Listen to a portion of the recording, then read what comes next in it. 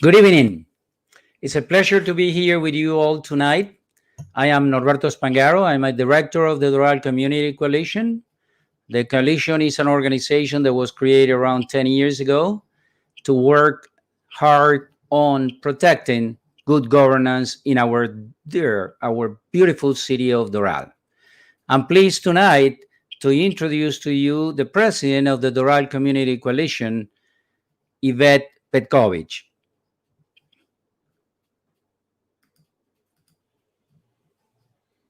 Thank you, Norberto. Thank you so very much. Good evening, everyone. I'm incredibly excited to be here. And more importantly, I'm super excited about the opportunity to serve as president for this very important organization, which, quite frankly, its objectives are important now more than ever. And so, again, I'm incredibly pleased to be serving in this role currently. And so at this time, I believe I want to go ahead and introduce one of the members of the Charter Review Commission. His name is Mr.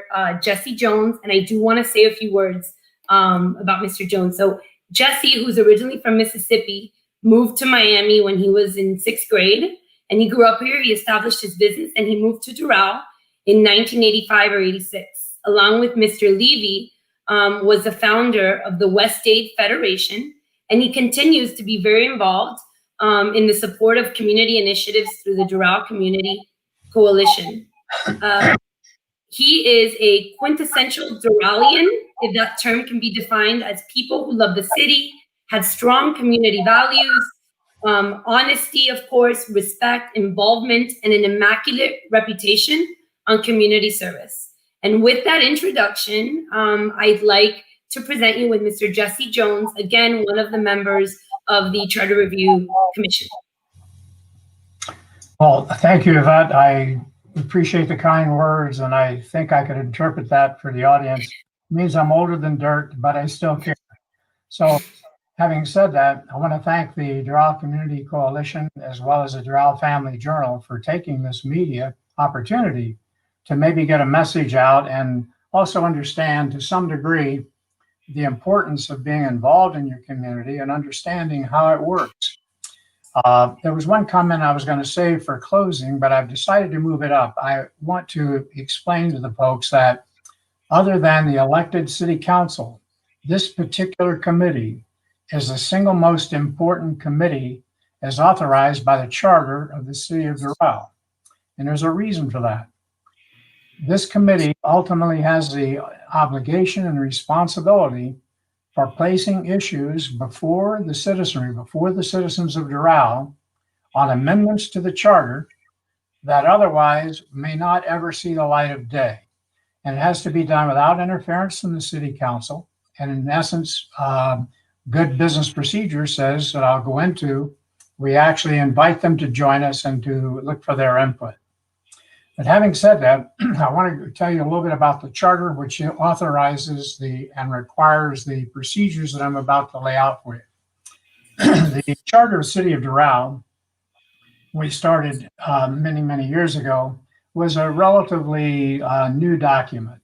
The charter of the City of Doral, as most municipalities in Dade County are, they're intended to be a living document. In other words, they're meant to be changed as the city matures, goes forward, has different type of social and economic issues that have to be addressed. So the charter has a built-in feature of how to get that done, in addition to the same requirement that's available to the City Commission. And it's called the Charter Review Committee. It's established by the charter.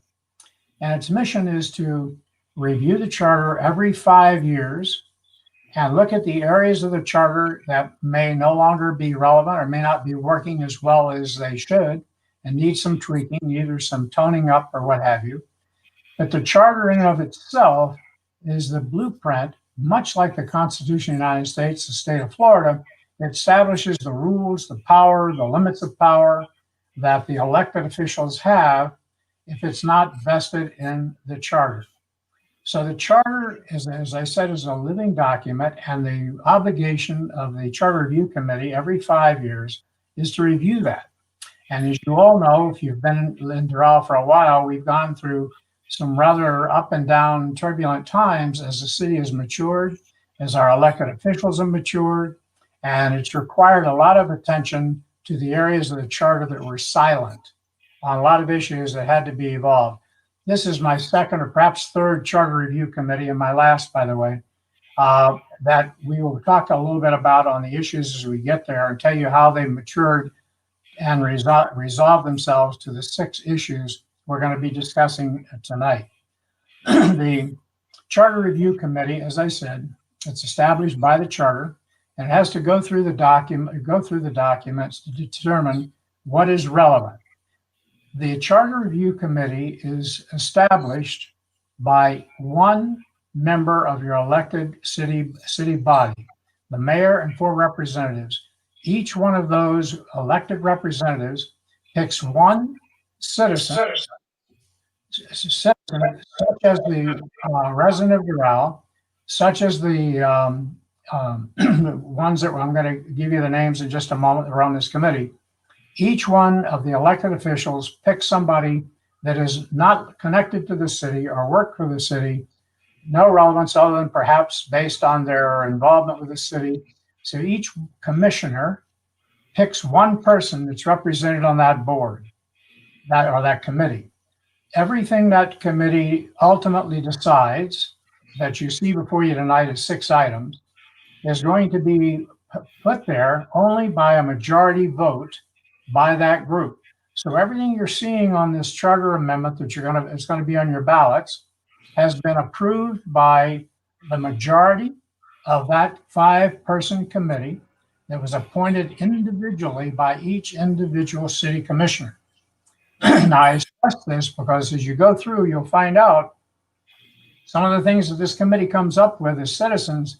We see things a little bit differently, let's say, than some of our elected officials, and we can generate some heartburn, but hopefully we give them much more opportunity and more guidance for them to use in doing the things that they're elected to do. So having said that, the Charter Review Committee goes through this and ultimately decides the items that are going to go before the elected officials. And as I said, our charter, which is one of the few in Dade County, as a matter of fact, we may be the only one. I know Miami-Dade County, the elected officials there you can have all the work done, send it up to them, and they say, no, we're not going to let the people vote on it. Well, the city of Doral, in its wisdom, when we started many, many years ago, we didn't want any part of that.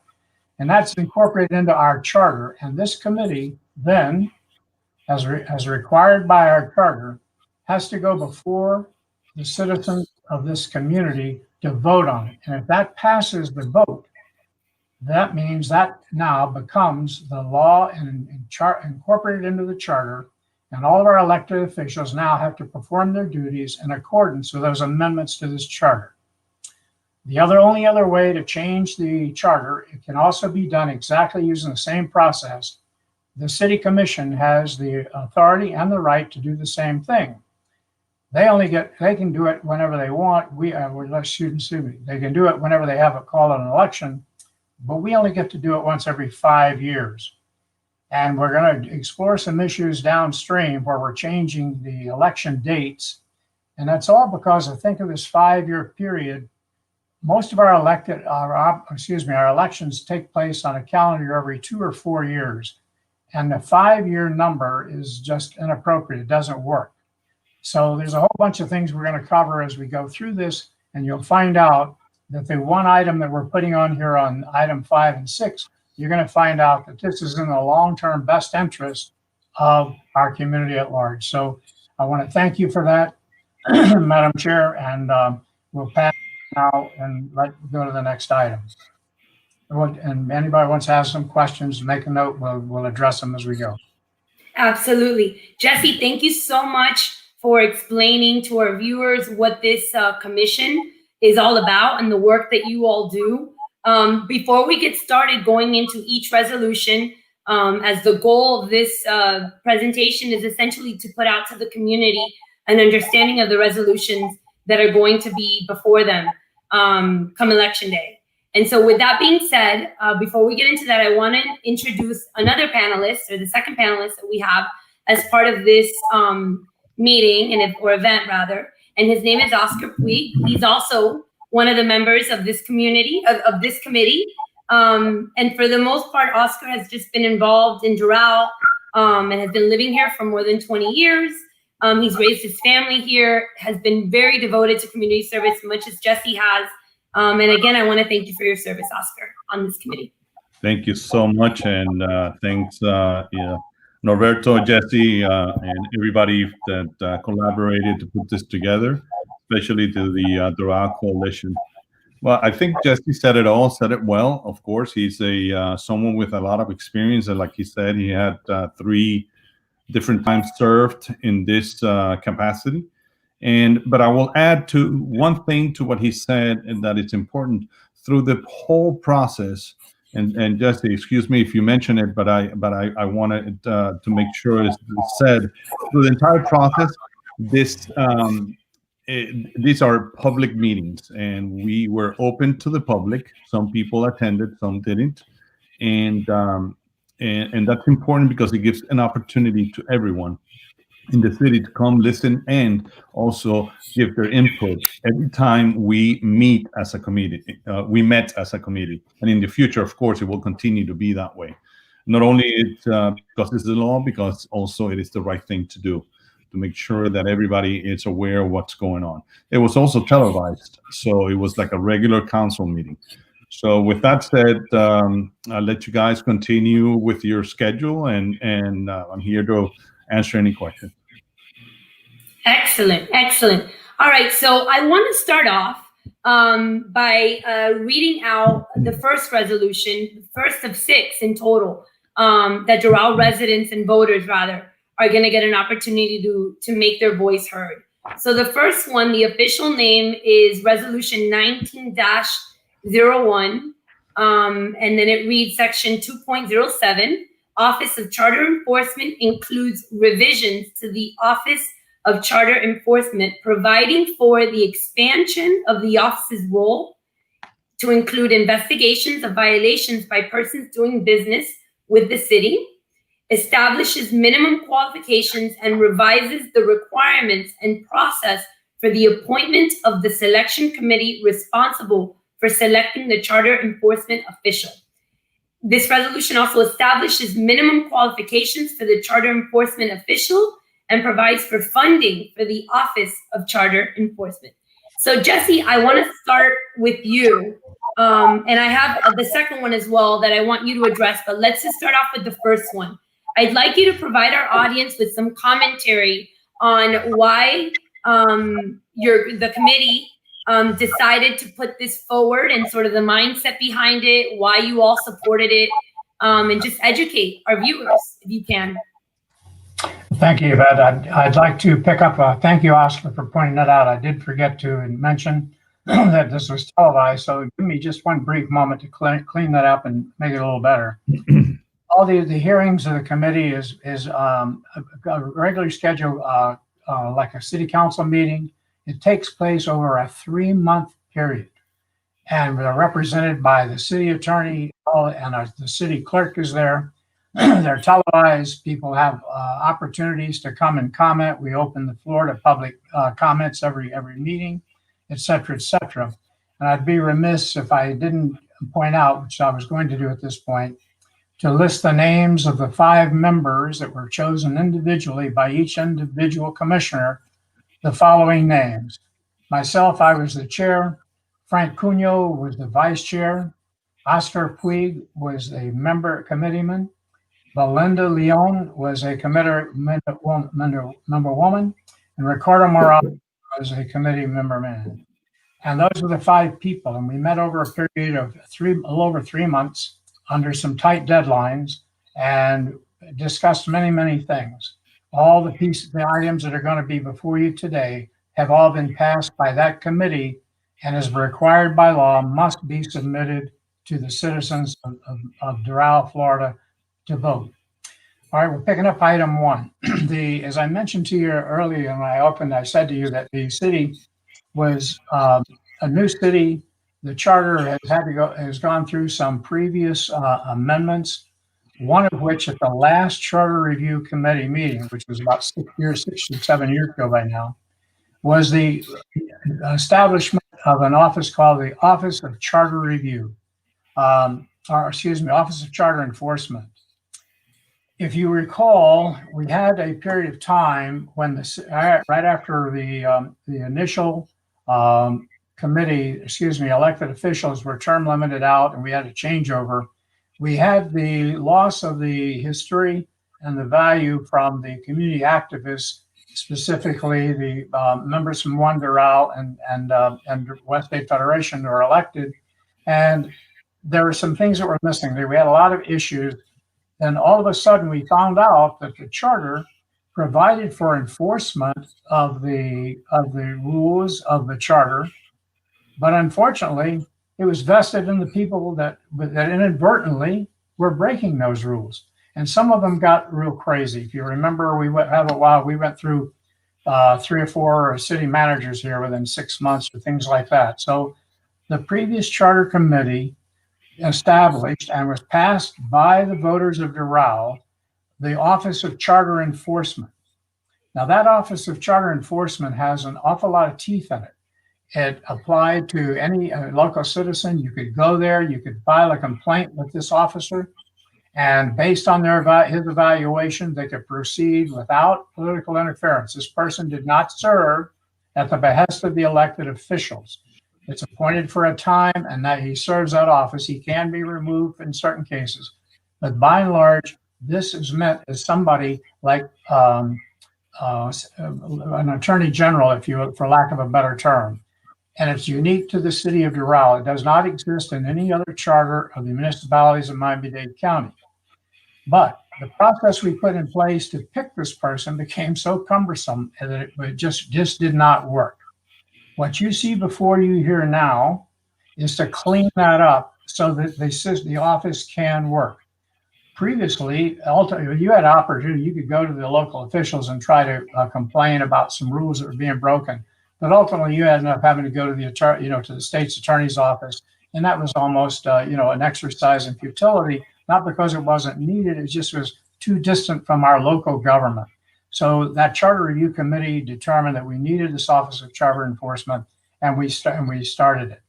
So actually, what's happened here is that the language in the charter that was approved by the citizens of Doral in the last election that was not functioning, and it's being replaced now by a selection committee.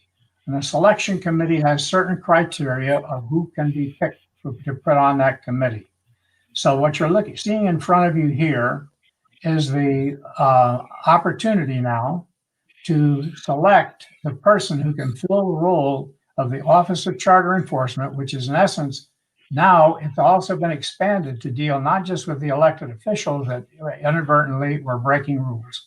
That was not necessarily to the best interest of the community. There wasn't anything nefarious about it. They just weren't running an orderly business, and by breaking rules that they may not even know they were breaking. So having said that, that has been expanded now to deal with the people that are doing business with the city of Doral. So now you have this, you have the opportunity to now go to this Office of Charter Enforcement, file a complaint, which will be reviewed, and it can deal with not only just where your elected officials may not be following the rules, as well as the people who are doing business with the city. This, to me, is one of the single most important items that's been included in the charter of the city of Doral. To my knowledge, it does not exist anywhere in municipal-Dade County of all the municipalities in the city. So that's why it was put forth this time. We had to go in and good intentions the last time, but the procedure was so complicated it didn't work. This is our effort to clean that up, and we're hoping that the people will approve this because it's strictly in their best interest, and it's the type of thing that you would expect when you have a charter review committee made up of community activists picked by elected officials that owe no obligation, and their whole intent is to put something out there that gives better guidelines and better control and guidance to our elected officials on how to best execute their job and do their job in the best interest of the people. Thank you, Yvette. Excellent, excellent. So I'm trying to be conscientious of time. So I want to go ahead and I want to move to resolution number 2, as I believe that your response was pretty comprehensive. And if anybody who is watching has any specific questions, please go ahead and comment, and I am more than happy to present them to Jesse or Oscar. So the second resolution we're going to talk about is CRC Resolution 19-02, Section 2.08. The naming of city property / facilities clarifies that the criteria and procedures to be used for naming city properties and facilities shall not limit the naming and designations to post-humanist nominees. And so with that, I want to take it back to Jesse. I pose the same questions. Tell us, what was the mindset? What was the reasoning behind this? Why did you all get behind this? Well, the city charter, as it currently exists, allows for the name of public facilities, and there was an ordinance passed that added the word posthumously. Well, I have no problem with that at the early timing and the evolution of the city. Now, there's been comments been made. This is because elected officials want to name facilities after themselves. I find that to be, all the years that I've been in this business, that's probably the last thing they want to do, because it puts a target on their back and all kinds of other things. But some people are talking that way, but I can assure you that is not the intent of this charter review committee. The intent is that this city is maturing, and we've just passed a significant bond issue for parks and recreational facilities. What we're attempting to do here is to allow for civic organizations, charitable organizations, family foundations, etc., who may want to make donations in the name of either their organization or their family or their loved ones, whatever, that could easily, they could put like band shells in a park. They could build facilities, but like in a community center in a park. All these things, they would just want that named after one of their family members or their organization. So it falls to me on very short ears or deaf ears to deprive this community of some organization or family member organization who wants to donate something to the city in the name of their loved ones. Because if you look at some of the major facilities you have around Miami-Dade County, like the Lamar Cancer Institute or the Miller Cancer Institute, look at all the downtown theaters that you have that are named after people who make significant charitable donations, either in money or land or what have you. This city is maturing. This city is going to need some of those facilities and enhance the money that's already been put out. Now that this bond issue it makes it even more so. So I think it's a short-sighted thing, and this changes absolutely nothing about the existing ordinance other than posthumously. The city commission must still approve the name. The city commission can still now take that name off of that facility. There is absolutely nothing changed, except now whoever it's named after doesn't have to be dead. And I think that looking at this community going forward and the way it's evolving, we have the great opportunity for some of these organizations to come forward and help the city. And like we just have this big water park. Somebody may want to donate something out there in the name of their charity or someone that is important to them. So I think this is something, and so did this committee, think it's important to open that up to opportunity for charitable donations. And that essentially is the thinking behind the reason we want the people and the community to vote on this item. Excellent. Excellent. Thank you for that. And so I am taking some notes. Once we get through all the resolutions, I have some thoughts and I want to pose them to you all, or some questions. But I definitely want to get through the program first before we do that, because the number one goal is to educate our listeners. So I want to go ahead and I want to move to resolution number 3. And for this one, Oscar Puig is going to be the one that's going to address it. And so to you, Oscar, this third resolution reads as follows. CRC Resolution 19-03, Section 3.05, qualifications for city manager, revises the minimum qualifications for the position of city manager from a bachelor's degree to a master's degree in public administration, business administration, or other related fields. Oscar, same question that I posed to Jesse. Can you give our viewers an idea of what you all were thinking and contemplating when you put this resolution forward? Yes, of course. I back when we started our city, and this goes back to what was said before by Jesse. It's the growth. We were 20,000 approximately residents in a city that didn't have a police department at the beginning. Very little parks, if any, just land. And as we started growing as a city, acquiring our parks and developing our parks, our staff, etc. The requirements were not, and the administration was not at the level it is right now, or with the responsibilities that it has right now. So the thought of this was, because we are now a plus 60,000 residents with our own police departments, a huge parks department, many parks, many roads, as we've grown, we opened roads, etc. So we have a bigger building and public works department, etc. So we need to make sure that the person that comes in after, if anything happens to the current city manager, of course, has the qualifications to meet the demand that it will have once that person is appointed and ratified by council. So in essence, that's the idea. It's just it's a bigger city, it's a bigger responsibility. So that's why it was voted unanimously, and we thought it was a great idea to add that master's degree.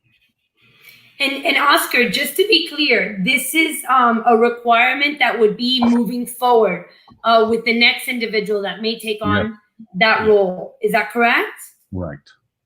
Excellent. Okay, fair enough. So that's us to number 3. I want to go ahead and ask you, Oscar, about the next resolution. It's CRC Resolution 19-04, Section 3.11. And it's similar in the sense that it creates minimum qualifications for city attorney, revises the minimum qualifications for the city attorney to require 10 years of experience at the time of his or her appointment, with no less than 5 years experience in the practice of law for local government. Same question posed. Yes, it's the same thought. Again, the growth and the responsibility of the attorney, city attorney in this case, will be larger. So we want more experience. We all agreed on that. I was part of the selection committee for the current city attorney, Lewis, and he really met these qualifications that we have right now, which is great. But moving forward, if somebody comes along and needs to replace the current city manager, then we already have it in paper. Like Jesse said, again, I keep on referring back to Jesse because he covered a lot of the things that happened, or the main reason why we met and we do this every 5 years for now. It's to make sure that as we're moving forward and as we grow, we have and we can meet the demand and the responsibilities that the city requires. So in a nutshell, that's how we move forward with this specific resolution. Understood. And as you're speaking, Oscar, and explaining to us where you all were coming from, I myself, as an attorney, I'm well aware that oftentimes an attorney is sort of just as good as the issues or that they have been exposed to. And is it fair to say, and please, correct me if I'm wrong, but is it fair to say that there was some thought process that now that the city is growing, the exposure of the city to all different types of legal issues begins to expand more because we're so much larger, because of the size of our community, both in residents and in businesses, for instance, that it was necessary to ensure that the not just the city attorney, but the city manager, I suppose, have had that experience to be able, to offer their services to the city appropriately. I mean, was there any mindset of that? We just have more issues that we're coming across, and therefore we need to ensure that those people sitting in those roles have the ability to deal with those issues because they've dealt with them before or have somehow dealt with them before. Like we all know the experience, in addition to the studies, but the experience that someone has in a position or in life, it's going to add value and knowledge to what they're going to be faced with. So yes, the answer to your comment, or it's yes, it's more responsibilities. The more people that live in the city, and more buildings are done, and more businesses come in, we have to continue adjusting and trying to adjust in the positive way, of course, always. And we believe that this is all 6 resolutions actually are very important to continue moving forward as a larger city that we are. Understood. Excellent. Thank you for that response. So I want to go ahead and move to the next resolution. It's CRC Resolution 19-05, Section 5.01, Elections is the beginning title of it. And this provides for change in the general election date to May of each even-numbered year. This includes a change to a plurality election and eliminates runoff elections. It includes a provision for a special election in the event of a tie. It provides for the extension of the terms for the council members elected in 2018 and the mayor and council members elected in 2020 to account for the change of the election date. The terms of office for mayor and council members thereafter shall be for 4 years. So again, Oscar, I pose this to you. Explain to us what this resolution means and sort of the rationale behind it. Yeah, of course. As we are experiencing right now, the cycle of the City of Doral elections comes during the governor cycle and the presidential cycle of elections. So it makes it difficult for our city to be detached to the partisan elections. And as we all know, city, municipalities, county, and school board are nonpartisan races. And for us, we felt very strong that it was important to give the voters the same ability to vote, but at a different time where parties were not involved. So the residents can have their mind detached and free of thinking of the actual issues and real issues of the city and not of the entire country at the time, like it's happening right now. So that was the main and the basic thought about this. And we also made it where we didn't want to have a runoff, and it was a decision and a discussion with all the members, and it was a cost issue, of course, number one, but at the same time, once someone runs and wins, they win. We don't have to go through this whole process a month later again. We felt that it was not necessary. So once the person that got the majority of votes won, that was it. So unlike now, that if you don't get 50% plus one, then you will have to go to a second round if you have, of course, somebody running against you. It's important also to mention that during this coming cycle, if this resolution gets approved, if the voters say yes, to be able to go into a regular cycle, the first time the 2020 candidates get elected, and the ones that were elected in 2018 will have to move into an 18-month forward, because the law requires that the elected official meets and finishes their term.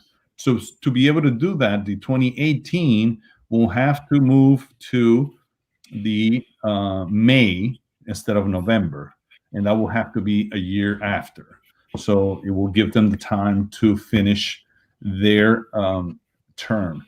And in order for us to be in the same cycle as they are, not us, but I'm saying the 2020 candidates, to be in the same cycle as the 2018, then we will have to do the same for them.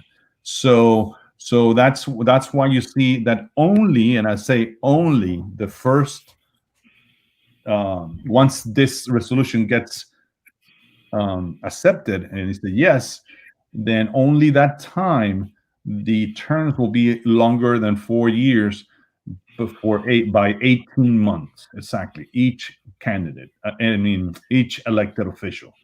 So the cycles continue the way we have them. Two council members every 2 years, and the mayor every 4 years. So we will have the elections the same way we have right now. It is also important to say that most municipalities in Miami-Dade County and Broward, because during the entire session we discussed and asked our city clerk, to find out and give us feedback on how what's happening in other municipalities and if there's any changes. And yes, it came back to, if I remember correctly, it was around 60% of municipalities in Miami-Dade County now have different election dates just for the city. Some cities do it at the same time as others, but they're independent 100%. So that was the thought about that. And I think it's an important, very important decision to make, and we felt strong that this will do good for the city. Excellent. Again, thank you for that response. One of my thoughts as you were speaking, Oscar, about this particular resolution is, and others might want to know, is this going to cost the city more money to do it this way, where essentially you're doing our council and our mayoral election sort of on an off presidential year and sort of changing the cycle? Is that going to cost the city any more money to do it that way? Yeah, we discussed that, and again, we did the same procedure that we did when we were asking if other cities were doing the same. And of course, the cost factor came into play. It was a concern with every one of us at the podium, every commission member, and the city clerk came back with the information that it will cost an additional no more than $20,000 per election cycle. So the other thing that we have to keep in mind, like I said, is that we are not spending extra because we are not having a runoff election. Okay, so that's important to highlight. And so the cost is we felt that it was worth for the benefit that the city will have. Understood. Thank you for answering that question. So at this point, I want to go ahead and move to resolution number 6, and I actually want to take it back to Jesse. If he would be so kind, I want to go ahead and read the resolution, and then I would like to present to Jesse sort of the same questions. What is the mindset of the committee in presenting this, the rationale, and what does it mean? So the last resolution that our Doral voters are going to see is going to be CRC Resolution 19-06, Section 6.02, Charter Review Committee Sunset Changes. The appointment of the Charter Review Commission from every 5 years to every 6 years, and includes a sunset provision for the Charter Review Commission that provides that the term of the Charter Review Commission shall expire on the day after the general election. So that's how it reads. Now, Jesse, I believe you may have alluded to this at the onset of this meeting, and forgive me if I'm making you repeat yourself, but I definitely want you to expand on it, as I want our viewers to really understand where this is coming from and why. This item is directly tied to item 5. Excuse me, apologize. The Charter Review Committee that is crafting these resolutions was originally designed to meet every 5 years. Well, without regard to any other election cycle, it's an odd number. So it's always going to be out of sync with the rest of the things going on, and you're going to have to wait for a long time. For example, the resolutions that you're talking about now, these resolutions were passed, I think, when was it, Oscar? April, March, or It was on, I'll tell you in a minute. I have it here. of last The year. commissioners were here on March. Of last March. year. Yeah. Of last year. So here we are, over a year later, digesting and evaluating the work that was accomplished over a year ago. That's the main reason for this particular resolution, is to get the the Charter Review Committee in sync with all the other things that are going on, so that the information, when it goes to before the voters, is fresh with what's going on in the community at the time. I alluded to some of the reasons why the charter needs some amendments, and this ties into where I'm going with item 5 as well, Yvette. As a young city, and our charter, believe it or not, our charter was, it's not so much about what it said, but there were so many areas where it was silent on issues. For example, you asked some very important questions to Oscar about their new requirements for the attorneys in Anthem. I can tell you, until the last Charter Review Commission, which was not the one that we're talking about now, but the one 5 or 6 years ago, there were no qualifications required. You could hire your friend who mowed your lawn as a city attorney. Well, that Charter Review Committee several years ago put out these original qualifications that now this Charter Review Committee thought it should be raised significantly because of the requirements of the city, as Oscar so eloquently illustrated.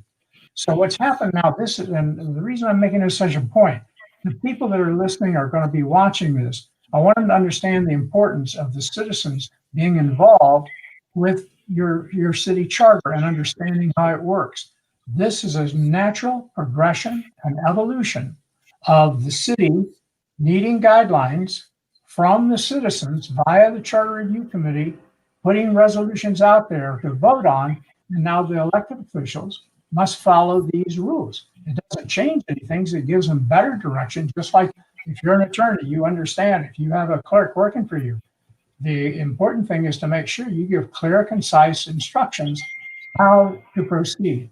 That's essentially what this stuff is doing.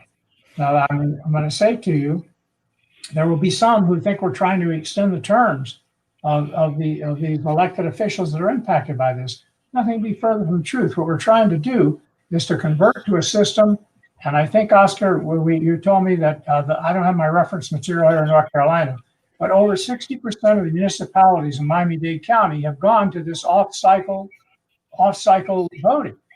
And the main reason being, when you're on one of the cycles that we're here for a presidential election, you go in a ballot box, you got 50, 60, 70 things. You're voting on judges in different districts. We found a significant drop-off. If you have your city issues that are important to your citizens on that ballot, people go in and they vote for the president or their senators or whatever, and they don't vote down ballot. So you're losing a significant number of your voters when you have them on this cycle where the main emphasis is the presidential elections or the senatorial elections. So over 60% of the municipalities in Miami-Dade County are going to this resolution that we're talking about in 1905. So any of the pundits who want to come out and say we're trying to be generous to the elected officials, you should sit in some of these meetings. Those things get most. I want to tell you what we do. We reach out to the council members. We ask them to come to the meeting. We ask them to show us items they think that need improvement in the charter. We reach out to them and we communicate back and forth with them. And it's not always pleasant, let's say, encounter. We come out of there with the issues that we think is going to be worked for better for the citizens of the city by showing the elected officials, here's some area where the silent needs to be changed. This is the way we think we would like to see you going forward and manage the city under these guidelines. And if the people vote on it in these resolutions, then so be it. That's what you have to do. So with that tells you that the item 6 that you asked me about is to put in sync with item 5 and also in sync with the fact that on an odd year, we're not having to wait a year and a half to deal with, with issues that have already been talked about a year and a half ago. So, Jesse, let me ask you this. If item 5, or rather item 6, goes hand in hand with item 5 to put everything in sync, right? Like if they're going to switch the elections to a non-presidential year, right? What happens if resolution 6 passes, but resolution 5 doesn't pass? Okay, they're standalone. Then if it's not passed, then it doesn't pass. But if item 6 does, at least now you'll be into an even number year, and you will be in sync. Excellent. So basically, you're saying even if 5 doesn't pass, talking about the elected officials, if 6 passes, then the city voters will be able to vote on the charter issues on an off year when there isn't, say, the noise that exists on, for example, a presidential year like this year. Well, let me answer I think that's the case, Yvette, but in all candor, this item 6, the wording was crafted for us by the current city attorney. He said, "This is what we need to say to make it right." I'm not an attorney. I'm a layperson, so I'm assuming that what you say is correct because that's the language that the current city attorney who gave us some really good advice during this time period. Yes. So, and one of, as I said, I missed this on the other one. We're talking about the evolution of these charter review committees. Right now, to hire, which didn't exist before, to hire a city attorney or a city clerk, they have to form a selection committee, which Oscar said he served on. So what you've got now, you've got procedures in here that came directly out of these charter review commission meetings. That's now established criteria. They just can't go out and hire their friend. They got to have a selection committee, and they've got to interview these people. And each member of the elected body has a seat at that table. So there's a lot of good things coming out of this, and this is just one more step forward to move Doral into what I'm going to call further up the ladder of good governance. Understood. And I'll tell you, hearing you all, I was not at all part of this process. I've served on advisory boards in Doral, so I understand, everything is done in the sunshine, right? Open to the community. And I really value the input that you all provided. What I will tell you is that one of the overarching themes that I picked up from the both of you, that this committee was seemingly constantly keeping at the forefront was, sort of the idea of transparency, right? Like not just making certain that our growing city has the qualified, staff representation and leadership, right? That's needed for, how fast we're growing and how well we're growing, but also sort of a lot of talk of transparency, it seemed, that may have happened in these meetings within the committee. And maybe I'm wrong about that, but I'm definitely hearing some sort of undertones of more and more transparency. And I think that that's a positive thing for our residents. A brief moment of levity. The only way we could be more transparent is if I took off our shirts and showed you the strap. Can I add, Yvette, that everyone, I have the papers here, every one of these resolutions are going to bring more transparency to our process. Definitely, 100%. And yes, you heard right between the lines, because the word wasn't said before. But when you bring resolutions that are done through a process that is a public process, that people are allowed to interact and ask questions and bring their opinions, and then it's voted to just like any council meeting, and then the people that are involved in each one as a committee member are residents that have their best interest for the city as well. Then the result is going to be transparency, of course. Excellent. That makes perfect sense, and I think it's a very positive thing for our community. Now, Norberto, I didn't know if you wanted to.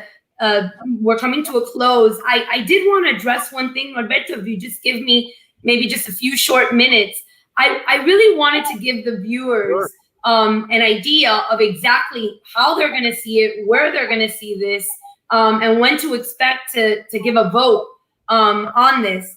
And Jesse or Oscar, please correct me if I'm wrong. You guys have been working on this for a long time.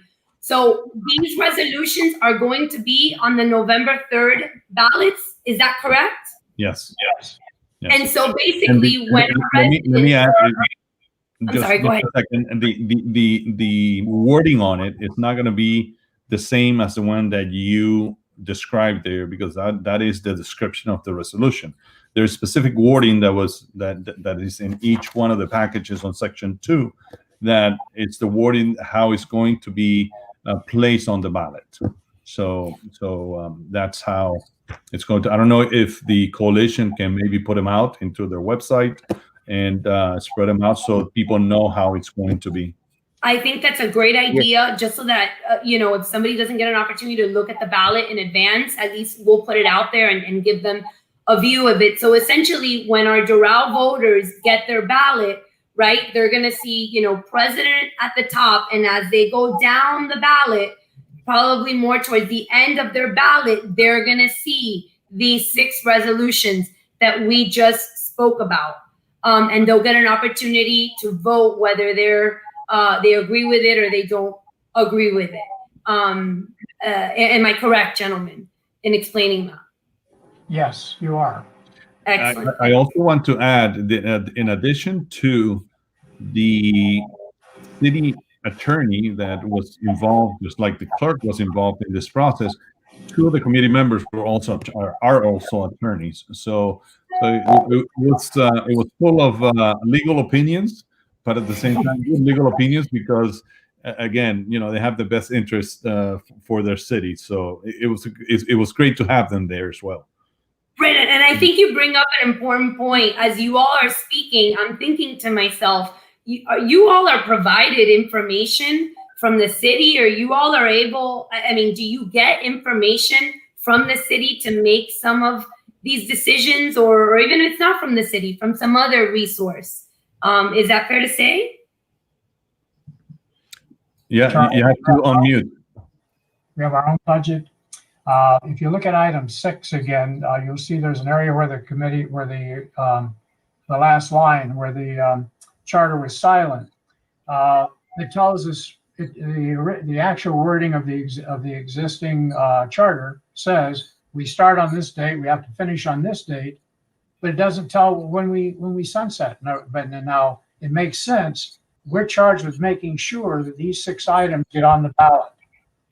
So the ballot is November the 3rd. So what we've done is there's another example of where the charter is silent that needs to be clarified for a Scrivener's error or whatever have you. This makes it clear we are still in session until the day after the election, which is when our responsibilities under the existing charter expire. So there's a little subtleties to that. From an attorney, you can appreciate that. Absolutely.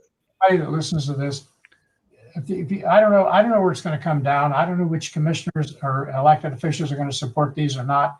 I'd just like to ensure to anybody that sees this, there is not 1 ounce of political retribution or political benefit here. This is strictly for the best interest of the city, and the citizens of Doral that these all go forward. And I want to. In addition to that, yes, we were provided.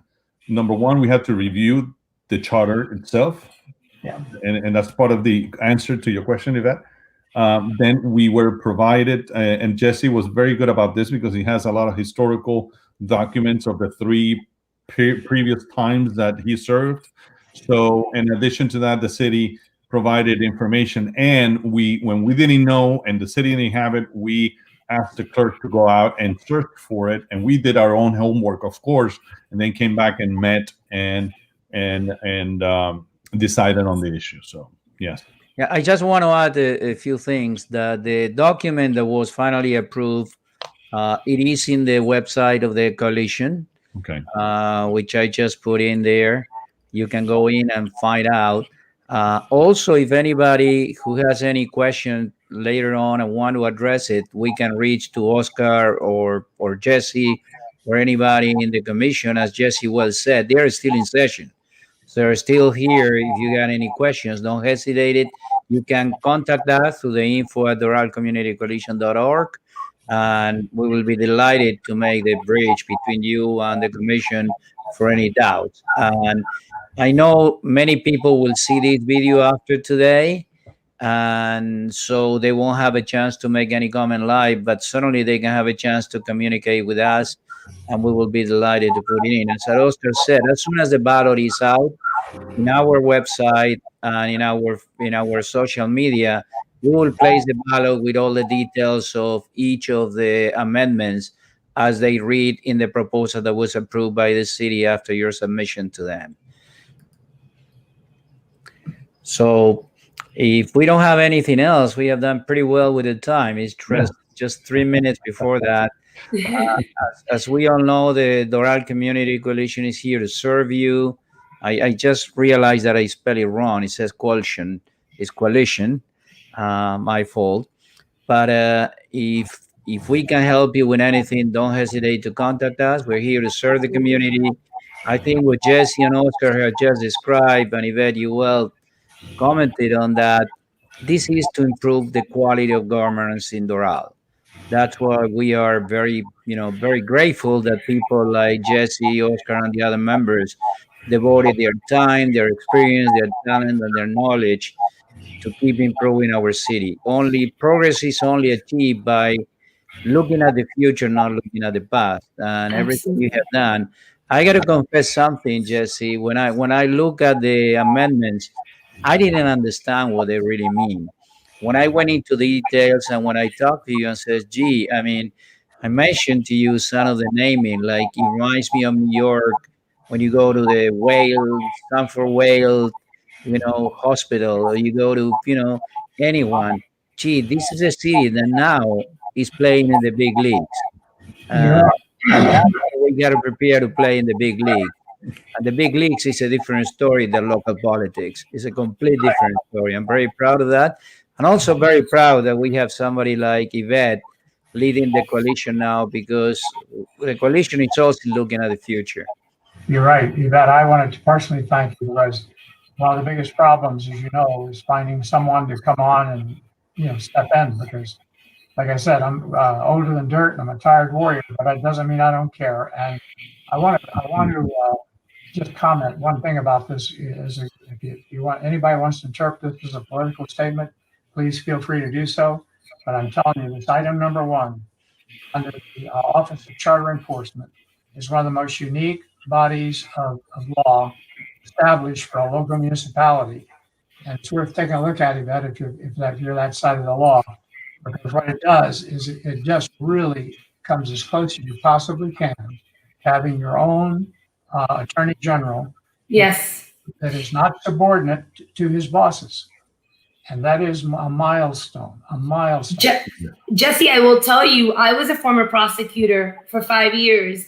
And quite frankly, I had no idea until you said it, that essentially if there is some sort of violation of the charter review or of the charter, what I heard from you was that one would have to turn to the state attorney's office, essentially, to investigate it and produce it. And so Miami-Dade County is probably the second or the third largest state attorney's office in the entire country, maybe even the fourth. And what I will tell you is that if that's where you have to go to seek some type of an investigation and not a commentary on the state attorney's office, but it's a large office. And so I actually immediately picked up on that.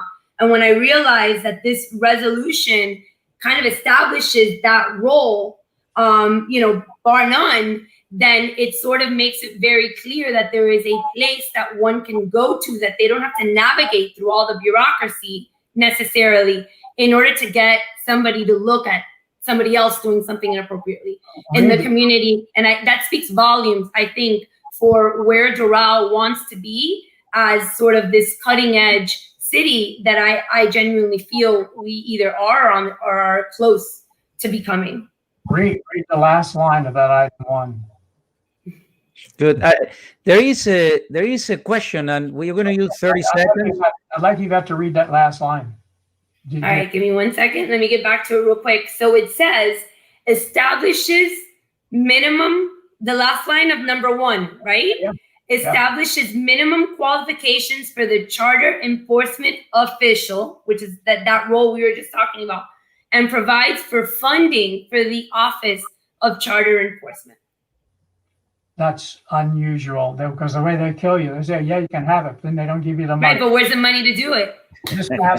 They gotta fund it. And now You guys put a lot of thought into it. It's very clear, all of you, from Belinda to Oscar to you, all the individuals that were mentioned, I commend all of you. Very much so. We got one quick question, Jesse. Can you address it? It says here, very quick, if you can explain what happens when the recommendations are made, how do they get to the ballot? they're required to do it. The city attorney has to present them in front of the city commission, and they have to pass it. The charter requires them to just say yes, and there it goes. Okay, thank you. It's the same way this committee. So I said the second most powerful committee. We have the same power in terms of resolutions affecting the charter that the elected city official has to affect that charter. There's only two ways to change the charter, either through this committee or through the city commission. Right. And it all has to go to the voters. This is a very powerful committee. And hopefully, and certainly, Jesse, last one is when I voted for the first time, you get a ballot. It is a nightmare. It's a huge ballot. Mm-hmm. And when you get into these amendments and you haven't read it before, you don't understand what it is. That's why it's so important to detach the elections from these big, messy elections, which happens every 4 years outside. It makes so much sense. And that's why Doral Family Journal and the Doral Community Coalition is to be commended for providing this platform. We need to do more of it. We will. Yvette, anything else? No, I think that's it. I feel like Jesse ended it as perfectly as he possibly could have for this meeting. Well, Oscar, Jesse, thank you very much. Yvette, congratulations on your first presidential, debut. Great job. And I know we are all busy tonight at 9 o'clock with another big debate. Thank you very much. Have a very good time. Thank you. Thank you, Norberto, for putting this together. Thank you. And you can see this video. It will stay there. Will be distributed by email. We'll do all the distribution that is necessary. And if we need to do another one, we'll certainly do it. Thank you very much. Have a very good night. Excellent. Thank you. Thank you. Bye-bye. Thank you.